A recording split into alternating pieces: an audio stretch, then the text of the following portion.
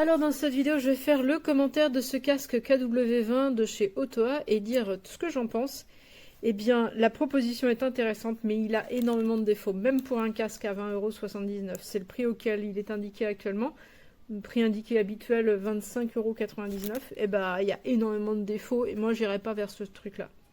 Alors, la première chose à dire, c'est que sur un casque comme celui-là, avec ce système-là, alors d'abord, il était indiqué, il est toujours indiqué dans la description comme étant un appareil qui fonctionne à conduction osseuse. Pas du tout, c'est un appareil à système ouvert qui est à l'entrée des oreilles.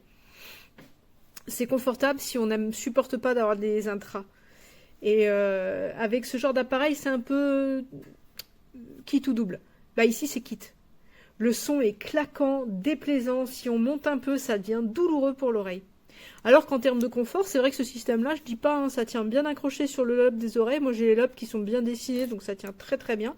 Ça ira pas pour toutes les oreilles, clairement, parce que si on a un lobe assez plat et assez large, comme ont souvent les personnes un peu plus âgées, ça va être compliqué.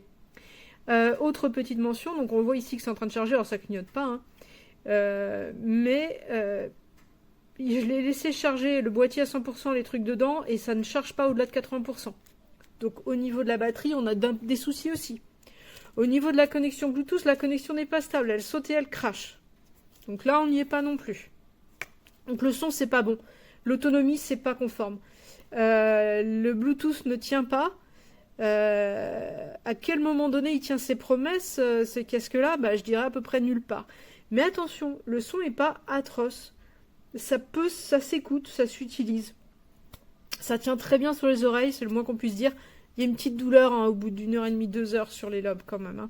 Ça fait une petite pression, mais ça tient bien. Mais du coup, le peu que j'ai utilisé, parce que je ne pouvais pas l'utiliser longtemps, physiquement, ça devient rapidement douloureux. Donc je recommande pas.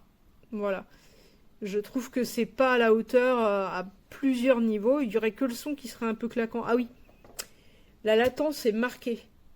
Quand je regarde une vidéo sur YouTube, il y a un gros décalage. J'ai vu dans un commentaire qu'il y a très peu de latence, je sais pas d'où ça sort, il y a une grosse latence. Grosse latence, enfin tout est... Il n'y a rien qui fonctionne vraiment bien dans ce petit casque, à part qu'il est mignon, quoi.